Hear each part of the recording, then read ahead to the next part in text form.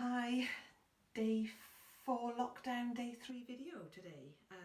Yesterday we talked about the energy that we put into cards and having the right positive mental attitude. So today I thought I'd just show you a little bit more detail about the cards that I've got and the reasons why I've got some of these cards, and the benefits of using a different card for different types of reading, and it might help you in making your selections, particularly if you haven't got a deck yet. If you haven't started your collection of tarot cards, then it might give you some tips and pointers into what to look for when you are choosing a deck. Basically on the table what I've got here today is I've got my tarot cards are all in their boxes, so I always keep my tarot cards in boxes. Ideally you keep them in velvet pouches, and then the velvet pouches within the box, or silk. When I first started I used to wrap my cards in silk. Because I use my cards so frequently now, I have abandoned the silk, and I do just keep them in their boxes, but I'm not having any issues by doing it that way.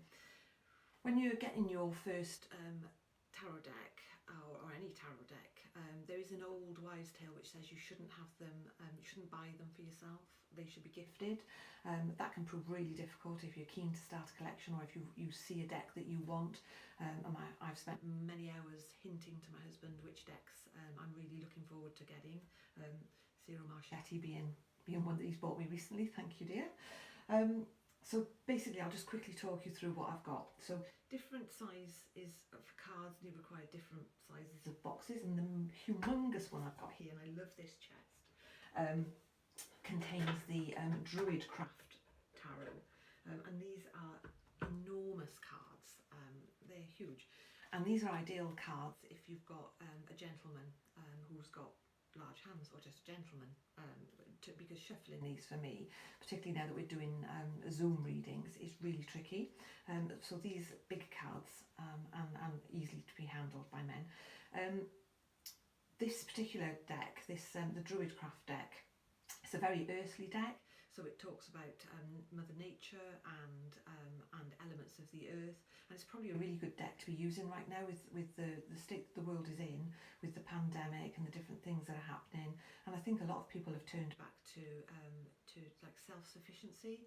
I've heard lots of people who are baking again, lots of people who are growing their own, and I think this deck would probably really help somebody who was looking for a direction, and wanted to bring nature back into their lives. And I think this would be an ideal deck because it is a craft deck, but as I say, excellent deck. Had this one many years, don't use it as often as I should, tend to keep it for gentlemen. The next deck here, this is my husband's deck. He's got the Morgan Greer, and bless him, he's still got them in the box, which is absolutely fine. He's got his little booklet in there, and again I use that deck, as you can see, is quite long, so again ideal for gentlemen's hands. But yeah, that's my husband's deck, which I've robbed. I've got it, it's mine now. The next set here, this is the Nostradamus deck, and this is a really interesting deck. This is written by a chap called John Matthews, and he's done a couple of decks. He's also done my next deck, actually, the Byzantine Tarot, and he always incorporates a religious element to his tarot deck. So with the Nostradamus tarot, what he's done is he's taken the teachings of Nostradamus and he's mixed it with the message of tarot, and he's come up with this deck. But he's done something quite unusual with it, because Nostradamus' writings have been recopied and recopied and reinterpreted over the years. The message may have been translated differently, because obviously it's in French. It may have been translated differently, or may have been lost. So he's actually spent a lot of time trying to work out what Nostradamus' message was, and then related that how we could interpret that in tarot. And he's come up with some really interesting. He's changed a number of elements in this. So the first big change, and I got tackled on this when I put this card on Instagram, his world is actually a cup and looks very much like, I don't know if that's going to be too shiny for you there, looks very much like the Ace of Cups. And I had lots of people messaging me saying, oh no, you've got that wrong, Val, it's the Ace of Cups. And it's not, it's the completed world in the Nostradamus tarot, and it's one that he's changed because he believes that when a world is complete we get an opportunity to start again, and the goblet is a perfect way of celebrating the fact that we've got to the end of a journey. The other interesting thing that John Matthews has done with this deck is there are no kings queens, pages and knights. So he's gone with each suit. So for example, we've got the postulant, we've got the abbess, we've got the cardinal, and we've got the master, in sort of in the different suits. And then you've got the prophetess, the initiate, the neophyte. So he's changed the names. So this is a deck that if you're going to use it, it can be used with a religious slant to your reading, but you do need to study the book. You really do need to study it. If you're a very good tarot reader, then you'll work out what all these are very quickly. If you want to just like, if you just want knowledge, I think it's fascinating just to have the in-depth of the insight into what John Matthews was going for here. And his books are always very well written. He comes up with some lovely books and lovely descriptions of his cards and why they're the way they are. I'll just pop the completed world back in there. The next deck, as I just said, another John Matthews. This one is the Byzantine Tarot, and I love this deck.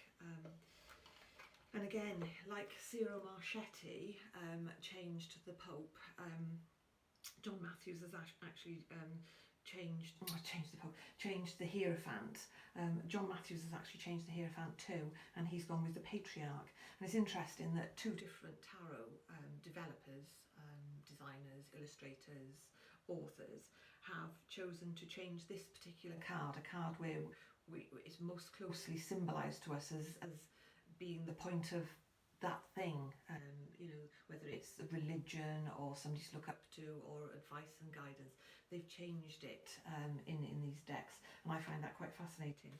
But this is a lovely deck. The book itself is fascinating. I'm studying this one currently, and so I do plan to do a whole, if you can bear it, a whole video on the Byzantine Tarot, because it talks about the religious beginnings and how embroiled tarot really was in the religious beginnings. And I'm talking right before Christ, and where this all sort of started. So that one I'm currently studying. It's been a hard slog, but this lockdown should get me through that. These are my babies. These are my cards. The Hanson Robert deck. Look at those. They're so cute. They fit into my hand, and they absolutely chat back to me, these cards. They're perfect for little ladies' hands shuffling, and oops, we got a flipped one there. And you should always take note of jumping cards. The old saying is, what falls to the floor comes to the door. So if you're doing a reading for somebody and you get a card which has dropped to the floor, make a note of it, pop it back in the deck, get it shuffled, see if it comes out again. If it doesn't, still use it as the overall essence of the reading, because that card wanted to come out. These are my absolute faves, so I talk to these all the time and they talk back. So when you're choosing your cards, a couple of things to bear in mind is you need to be drawn to them. First of all, don't be afraid to buy your own deck. Just absolutely go out there. If you're drawn to it, buy it. Absolutely nothing wrong with that. If you're gifted a deck, all the better. If I am gifted a deck and it's a second-hand deck, I do cleanse them with sage and then sit them in sage ash, in silk, just to get any negative energy out, because you don't know where they've come from, you don't know why they've been gifted on. This particular deck actually, I don't know anything about it. I found it in a charity shop without a box, without a description, couldn't leave it there, wouldn't leave a tarot deck unused. Brought it home, I've checked they're all there, very, very simply illustrated. It couldn't be easier to read. I know nothing about the deck, so I'm going to try and find out, but these have had to be cleansed, and I haven't used them in a live reading with anybody yet. I need to get to know them, they need to get to know me, but they're a nice size as well, medium size. So if you're drawn to a deck, if you're in a shop and you see a deck and it's got the illustrations you want, because there are so many illustrations now. I was telling you about Ciro Marchetti's colourful, booming. Ciro Marchetti actually does provide very nice boxes for his cards, and so it's perfectly acceptable to keep them in there. More than comfortable to do that. I've lost over the side some of my oracle cards. The oracle cards I use, got messages from angels, we've got guardian angel cards, we've got dream cards. It's always nice to finish a reading with an oracle card or a guide card. The most recent one I've got is still have tarot readings with my original tarot instructor, tutor, a lovely lady called Belita Greenaway, and I still have readings with her. And my last reading, she offered me at the end, instead of an oracle reading, she offered me a past life reading, and I was fascinated by that. And she actually said, Val, you need to get this in your collection.